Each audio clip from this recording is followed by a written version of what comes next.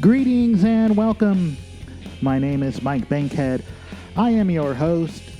I'm a bass player and songwriter from the Jam City, Dayton, Ohio. This is episode 121, and I am glad to introduce you to LibCor. LibCor is my guest. LibCor is a 4-piece rock and roll band from Cleveland, Ohio, and they are going to come play for us here in Dayton this week. Get to know them on the You Could Be My Aramis podcast. We're going to get into their first 2 albums, their upcoming 3rd album, their writing process, and I think you'll be able to see just how much these folks care about making music and building community. Let's go. Hello, LibCor. Hello. Hi, Mike. Hi. It is nice to see all 4 of you in one room. Thank you for making time to talk to me. Yeah, thanks for having us. We have some things in common. Before I hit the record button, I mentioned that we both have songs called Insomnia. Right. Both of us have put out music during probably one of the more challenging parts of the pandemic, right? Before everything, I wouldn't say things were back to normal, but closer than they were. Getting there, yeah. And your bass player is very tastefully named. Oh, yes. You guys And- share that in common. Yeah, and I play bass. That's my instrument. So Hey. So Yeah. So sorry. I mean, Mike's my favorite Buddies. member of the band already. Apologies to the rest of you. Don't blame But would you all kindly introduce yourself to the listeners? Sure. I'm Olivia, aka Lib. I play electric guitar and sing. I'm Jake. I play drums.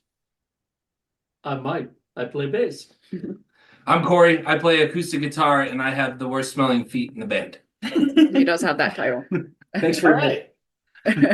You are based out of Cleveland, Yes. so fellow Ohioans, just a bit up I-71 and over on I-70 from us. Right, yeah. Yeah, we're at the top. You're towards the bottom there. So normally when you talk about your band, I'm sure people always ask, how did you get started? And I read about that, so I'm not going to ask because I know. And we're going to make the listeners do a little work. I don't always do that. But if you want to know how LibCor got going, yeah, read some interviews they've done with some other folks. And thank you, Olivia, for explaining that they call you Lib, because now I know where the band name comes from. Yeah. No. I was able to use my Put it power. together. Yeah. So let's go really deep into your process. When it's time to write a song, is that a collaborative effort between all of you, or is there a principal writer? It's kind of evolved, I'd say, over time since it kind of Corey and I started out as solo acts, so we kind of brought songs to the table as solo acts, and then when they joined the band, they kind of filled in those parts. But then more recently, like we've been working on songs for our 3rd album, it's been more of that collaborative effort. You guys want to elaborate on that? Yeah. Me and Mike have taken the reins on a couple of the newer songs. So we've been focusing a little bit more on a groovy bass and drum early on, and then building upon that. Because as you said before, Mike is the 2nd best bass player in the world. So, that's his words. I think he's number 1, but he always says 2nd. So I can't, Good bass competition here. Yeah. Is that something that happens at rehearsal, or do you, for instance, when the rhythm section's gonna do some composition, does that happen with everybody in the room, or does that happen kind of off to the side and you guys bring the groove into rehearsal? In the room. In the room. Me and Mike both have a affinity for, I would say, like time signature difference. It's very eclectic stuff. Eclectic stuff. So, we'll kind of just start doing that out of the blue, and then if it becomes something, it becomes something. And do you have anything in 5/4 yet? Do we have anything in 5/4 yet? That's a Mike argument. Yeah. All Mike right. has some riffs he's been working on. How about 7/4? 13/8. Ooh, So, 13/8. Nice. I find 11/8. the challenge to writing in non-standard, in quotes, time signatures is how to make the listener not realize that you've written the song in a 9, right? Like if it's got enough groove. Like, does anyone who doesn't play music notice that Money by Pink Floyd's in 7? Or yeah, it's in 7, right? I didn't even know that. Probably not. But that's the point, right? You just think it's a cool groove, right? So you mentioned that there was some evolution in the way that you approach songwriting. That makes sense. I would like those of you who were there for it, which is probably only half the band, to talk about Cut the Rope and your process for making that record. Yeah, so that was just Corey and I. Yeah, there was a lot of time spent alone, separated both of us out. We would each have our hours on GarageBand, and I would make drum beats or whatever we needed to fill the writing process on for these two guys. But there was a lot of hours spent alone with the headphones on, just plugging and playing into GarageBand, trying to find, what the sound was going to be. And a lot of it started with us just playing acoustic guitar together and then just writing the songs based off acoustic guitar and then adding everything else after that. And then we recorded over a few months during the pandemic once we had those songs done. Mm-hmm. Do you still play songs from that record when you do live shows? The Lookout, I think that's the one that we end up playing the most live. We've kind of started neglecting those songs. Escape too. Escape is in every show. Oh, Escape is on our second album. Oh. Yeah. That's one's merged. Yeah, we used to play Less is More. That's been phased out because we have so many new songs. We just we're excited to play the new songs. So then those ones end up getting cut from the set list. Yeah, that makes sense. The reason I was thinking about that is because obviously with the more full sound you have with your new band members, I was wondering how it would feel different to play something that started off so stripped down and now you've got to basically rearrange it, right? Yeah. Yeah, well, the creative freedom, we don't tell these two what to do. And really that they came in and they learned those songs. Both of them put their own twists on those songs. And I think there was only one song where we asked Mike to kind of stick with the original foundation of the bass line. But we don't have to tell them what to do. They stepped right in and picked it right up. And then we were just off from there. All right. Yeah, so those songs probably may sound a little bit different than the album when we play them live. Yeah, big time. A lot harder. A lot, they offer a lot of punk elements, a lot of groove, a lot of, just finding that pocket and just sitting in it.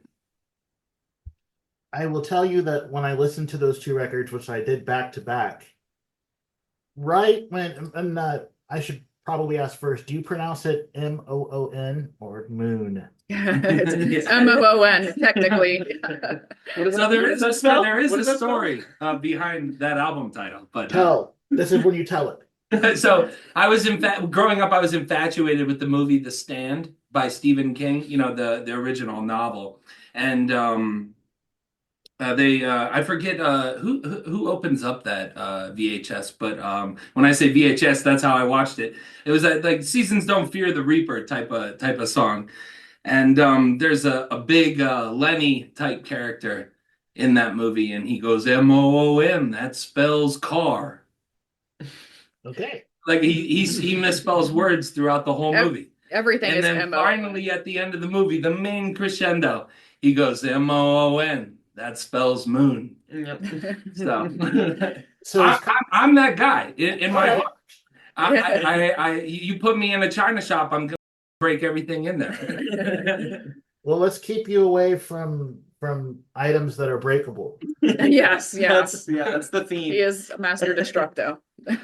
When you listen to these albums back to back, I'm a bass player, so obviously I'm going to say this, but the bass line right off the top in January just kind of jumps out at you because it's so prominent compared to it wasn't on the other record, and it is a noticeable difference. Yeah.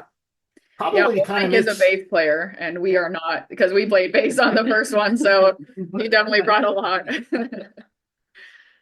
so and I know you're working on new things, but let's talk about MOON now that we're there. Was that a collaborative effort? Because Mike and Jake were in the band by then. Yes. Yes. Do they collaborate on the lyrics as well, or just the music part? They don't want anything to do with that. Nope. Lib's the lyric machine. Yeah, everything that I sing, I write the lyrics. Okay. Do you have a favorite song from MOON to play when you're playing a show? Oh, to play. Hey. Yes. I say that because I know for me there's a difference between my favorite song I said, man, I really did a good job on that in the studio versus I get excited to play in front of people, right? Yeah, of exactly. My I would pick- say Insomnia. Yeah, my I mean, pick's Insomnia. When you hit everything clean, when everybody clicks, when we play it live, it just it bounces and it's nice. Yeah. So that's probably my favorite. And Sickness would be a close second. Right? So Yeah, we that's play. Corey and Jake. Yeah. Yeah. We play Escape a lot too. That might be my favorite one to play live. Mhm. Michael? I'd have to say Insomnia. Yeah. It's 6'8", man. It's infectious. Gets us moving. It's just fun to play. Fantastic segue because we're going to let the listeners hear it. I will drop it in right now. 1, 2, 3, 4, 5, 6.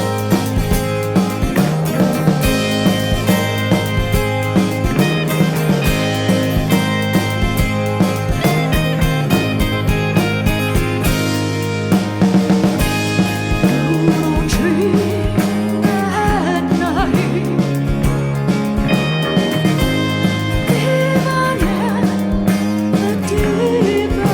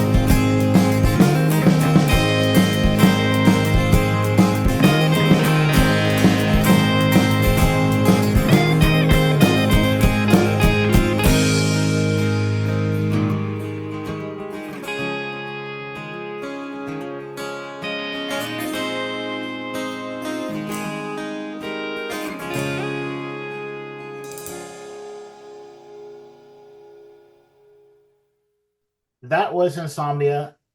I feel like I shouldn't ask you what it's about because it's way obvious. In the Do you, title. do you have anything on the album that is cryptic or has kind of a hidden meaning that a listener might not get on the first or second listen? Oh, well, I guess maybe January's obvious about like the misery of winter. Especially in Cleveland and Ohio in general. But maybe sickness. Sickness might not be as obvious, maybe more cryptic. And that one is kind of about in parts of it like missed opportunities, like a ghost card blew by me. So like a missed chance type of thing. I think I was getting rejected a lot in like interviews and stuff at the time, so wasn't a good feeling, and so I was kind of like writing from that perspective. Yeah, and then just like being sick in your head in a way. The new material for the third album you're working on, does it feel kind of the same, or are you heading in a different musical direction? Probably 30 different directions. So how do you do? All right, this is a good way to ask this question. So how do you decide what a song's gonna be when you have band members with different backgrounds, different expertise as far as the style of music they make, and probably also different likes? So how do you decide you're working on a song? How do you know whether it's gonna be like Zydeco or It depends on Corey's look. That he gives me. No. The look that Corey cocks his head over and looks at me real quick, I can tell instantly that, we're feeling that one and that one's going to become something. I think that's just become a common theme of this third album is a lot of jamming around on something a little bit. One person will do something that sounds really kind of different and cool, and we just kind of roll with that from there. how do you know when the song's done? We worked Are on we- it for a while. Yeah, are we kind of having a problem with that with the new one? I would say It's hard to figure out how to end it sometimes, and we've also been focusing a lot on playing shows, so that kind of gets in the way whenever we're trying to finish a song, so that songs get put on the back burner. Mhm. But yeah, with a lot the songs recently that like Jake and Mike have laid down the rhythm, Corey kind of like it takes a while to get excited about it. I'm a turtle. Yeah. And it's like, okay, he like once he gets the groove of it, then he's like, oh, okay, this song, yeah. But like it can take him a while to warm up, and then but once he gets excited about it, then we're like, okay, now the song is getting towards complete. Yep. Yep. Like I said, as soon as Corey's jamming his head and shaking really hard, because his parts normally, he develops them a lot from what he originally starts playing when we're writing the song. He makes a lot of changes throughout and then lands on something that grows from the beginning of the process. So, as soon as that's kind of the last step for us, I would say, is filling in the gaps is what me and Corey like to call it. We fill in the gaps, with maybe a transition, some changes, and then that's kind of it. It's the vibe. I guess that's the best way to describe it. It's the vibe. Yeah, I don't want to sound like the boss here, but everybody's voice is welcomed. But for me, I take my time for some reason with music because it means so much. And I don't want to put any energy into something I'm not gonna want to put energy into playing live. If it's not, it has to click. Especially when you're playing acoustic guitar with an electric guitarist and everything else is highly amplified. I have to find ways to dig through that channel. And we all have our own parts, but it is tough sometimes to get creative with an acoustic guitar. So it sounds like you give these songs a workout in front of audiences long before you decide whether you're going to take it to the record. Yeah. Yeah. Yes. Have you started the tracking process on the new one yet? Or are you still in the Set. working it out phase? We have dates set in January, so we have a lot of Oh. songs that are complete, but these last few, we want to get those down before we go in. That So makes sense. actually, when we go down and play in Dayton on the 12th, we have another show in Cincinnati the 15th. So we have a couple days between. So what we decided to do is rent an Airbnb for a couple of days, and we're gonna jam out and just use that as like a little retreat, and hopefully polish the song so that then we'll be ready for the studio in January. Since you brought that up, Olivia, let's talk about those two shows. Mostly I wanted to talk about the Dayton one, but since we're going Right. to do back-to-back Southwest Ohio shows, let's talk about them on both. Tell me about the show you're playing in Dayton on Thursday, December 12th. So this will be our first time playing in Dayton, so we're excited about that at the Hidden Gem. Don't really know much about the Dayton scene, but we're excited to just explore new territory and different communities that we haven't touched yet. So I'm excited to play with you as well. Yes. Spoiler alert, I'm on that bill. It'll be fun. Yes. Yeah. So if I live in the Dayton area and I want to go see you at Hidden Gem down there in Centerville, how much is it going to cost me to get in? I think this one's $5. It Yeah, is. which is a steal. It is a steal. I was paying $5 to go to shows Yeah. in like 1998. So. Right, and 4 bands, including you and Naked Eye and Odd Humans in Obscurity, which the acronym is Ohio, OHIO. Yes. Yeah. So yeah, we're looking forward to playing with some new artists that we haven't played with before. And then you have a couple of nights off. And then, as you mentioned, you're going to play in Cincinnati on the 15th. Let's talk about that show. Where is your show in Cincinnati on Sunday, December 15th? It is at the Comet. It will be a free show. I think a later show. I think it starts at 9:30. And we are playing with Hawkaloogie. Who's the one band. That's a good name. And I think another solo, Abby Finch, who is from Run Rabbit Run. Oh, okay. So yeah, we're excited. We're gonna focus our energy on those shows and getting these new songs more wrapped up in the upcoming month here. I hope that you all have a safe trip down here, and I hope you make a bunch of friends. Like, I would like you to go back to Cleveland with happy memories, having rocked out and having met cool people. That's really all you can ask from a I hope so mentor, too. right? Well, you are wearing the right shirt, so. You know, my family's from Ohio, right? My dad's from Lancaster, mom's from downtown Columbus. It's in Okay. my blood, right? Yeah. So, this is not a video. This is not a video podcast. So, listeners, I'm wearing an Ohio State sweatshirt. That's what the comment is. The scarlet and gray kind of jumps out.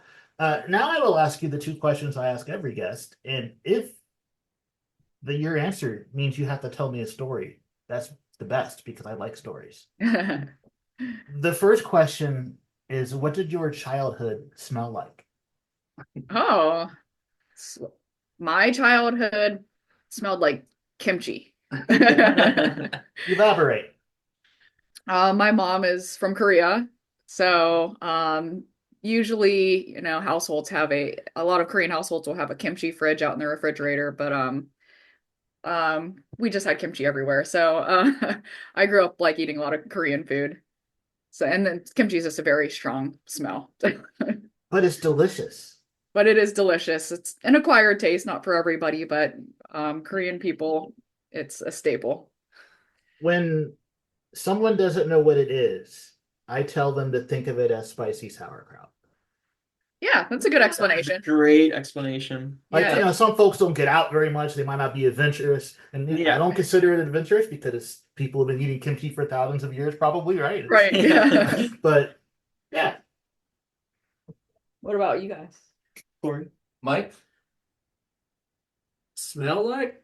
Oh, I don't know. Feet? That's just Well, because Mike's got a bunch of brothers, Yeah. so and I know they all beat the hell out of each other growing up. So I could understand that. Yep. I'd say mine is smoke and spilled beer because my parents managed a metal band my whole childhood. Oh, So I was surrounded by that from age probably 7 to 13, maybe 6 to 13, but it was a big chunk of my life. Having parties in the basement and 40 people over, metal bands coming in and out. It was a lot. Yep.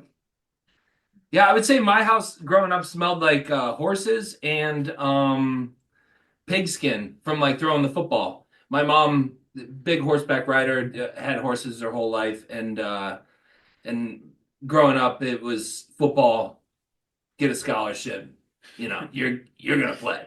So sweat and he did. pigskin and horses and yeah, I do miss that smell. So Olivia says you did play, so now I want to know where and what position and all that stuff. yeah, so I got pulled out to I got a scholarship to go play at Indiana University of Pennsylvania. IUPUI? So that's IUP. Yeah, the IUPUI is over in the actual state of Indiana. Yeah. Oh, But I'm this easily school's confused. yeah, it was a D2 school, and I walked in as a quarterback, and they asked me to move to tight end, so I put a bunch of weight on, and then I started for the next 3 years, and that was college. So it helped pay for school. That's pretty awesome. Yeah, He's yeah, got- and then I found music. So that's actually after a knee injury that he Yeah, still deals with. yeah. I blew my knee out, and I picked up a guitar. My best friend gave me a guitar to have, and I just sat there and I started learning wagon wheel. I thought I was Jimmy Page at one point in time. I could play Stairway to Heaven. All the shit that you don't want to hear when you go to Guitar Center. Yep. So, but yep. That's a good story. I like that. Yeah. Next question, which should lead to more stories, depending on how good your memories work. Think back, even beyond what your childhood smelled like. We're gonna go as young as you can remember. What was the first song that you can remember hearing in your life? Ooh, I know mine. go ahead. Chop Suey. I Chop thought he Suey, was- Chop Suey by System of a Down is the first recollection of a song that I have. There's a video of me in a diaper sprinting around the house screaming it. Still today, one of my favorite bands of all time. That makes me feel so old. Yeah, I'm born in Yeah. '99, so I'm He's- 25. the baby. Yeah. Mike? Maybe not the first one I can per se remember, but the first one that really hit me hard would have been Iron Maiden, Hallowed Be Thy Name. As a result, I was a big Steve Harris fan.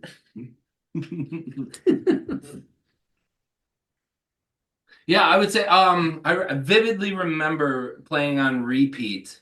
I think we went down to the Cayman Islands when I was like 7 or 8. But People Are Strange by The Doors. So You got yours yet? It's hard to think of a specific song, but I can just remember like Korean songs my mom sang. Let's count. Be done. So I think those kind of stick with me. Like I still remember how to sing like certain songs, but I don't exactly know everything that I'm saying because my Korean's not the greatest. But Santoki was like a song about a rabbit. All right, that sounds kind of like was it kids music or was it like a grown-up song? Yeah, it was about like it was a kid's song. I would say as far as like adult songs, the Beatles. Yeah.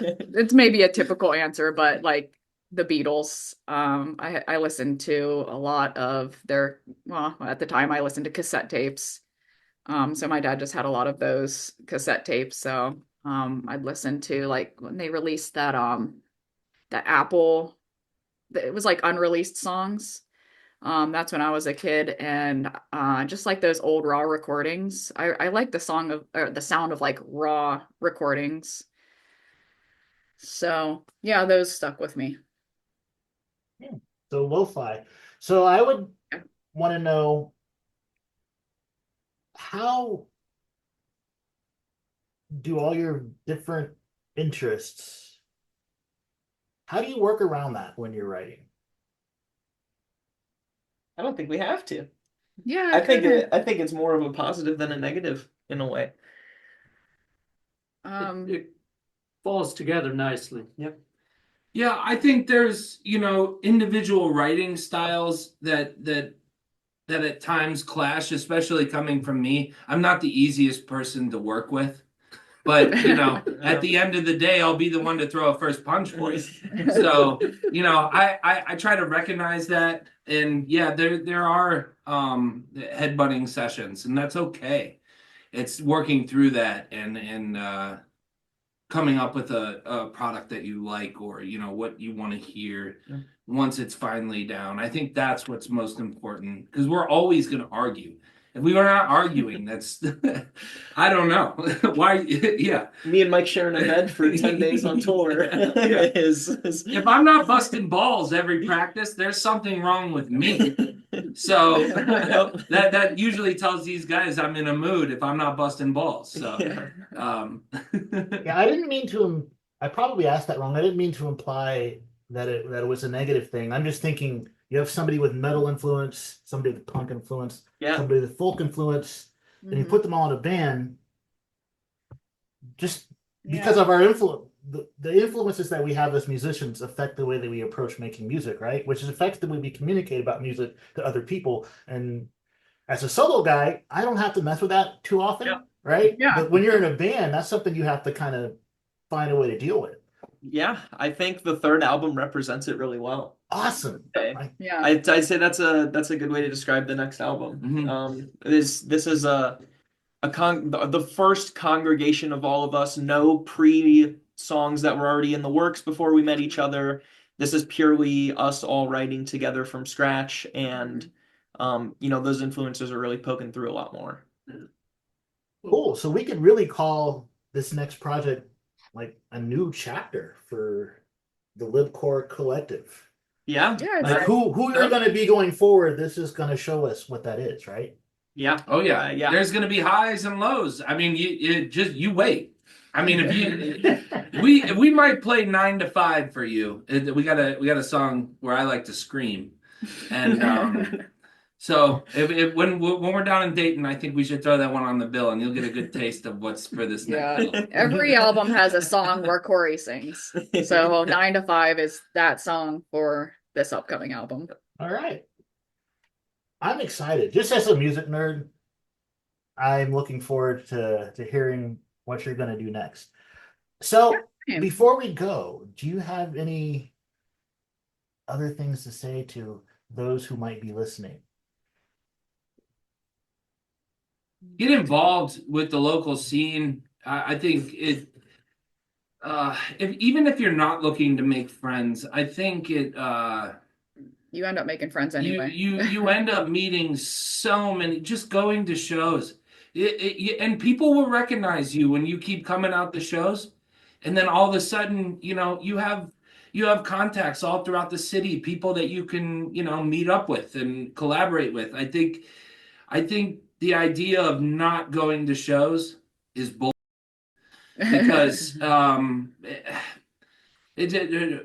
I know you work hard. We work hard. We want it to be good, and the hang is way more important than the show. So you come and you show up and you want to talk to us, and we want to talk to you and just meet new people. That's building a scene, and I think that's so important. It's more than the music. Yeah. Yeah, the community that we've just by going out to shows and meeting people in different bands and people who come out to shows, fans. It's just like there's that community there. So it's like an added bonus to playing music. And I think people shouldn't be scared off just because you look a certain way. You might got studs on your jacket or a bunch of tattoos. I mean, Mike's got a face tattoo. He's the sweetest guy I know. Like, come out to the shows, talk to people, put Teddy yourself bear. in those situations. Yeah. Like that's life. I mean, that's what's important to me. Going to work every day. That's what that song 9 to 5 is about. That doesn't mean anything to me. It's going to work after 6. That's important. So, dear listener, you'll get a chance to meet Mike and his face tattoo, and Corey and his very long hair, and Jake and his youth, and Olivia. You'll get a chance to meet them on Thursday, December 12th. Again, LibCor is playing Hidden Gem down in Centerville. If you're a Dayton area person, and to get in, it will only cost you $5. And they are working hard so that you will not be disappointed in their music. Come on out and see them. Thank you again for taking time out of your rehearsal schedule to talk to me. I appreciate it, and I'm looking forward to meeting you all in person. Yeah, thanks Yeah, for having us. thank you so much. Dear listener, I am glad that you were here on this episode and that you got a chance to meet LibCor. They are very nice people, and if you live in the Dayton area, please come see them play in 2 days. This Thursday, December 12th, down at Hidden Gem Music Club. And again, thank you, LibCor, for taking the time to talk to me. I can't wait to catch your show. So, next week on the You Could Be My Airmas podcast, I have an episode for you with a very talented young Dayton musician. Who is it? Come on back and find out.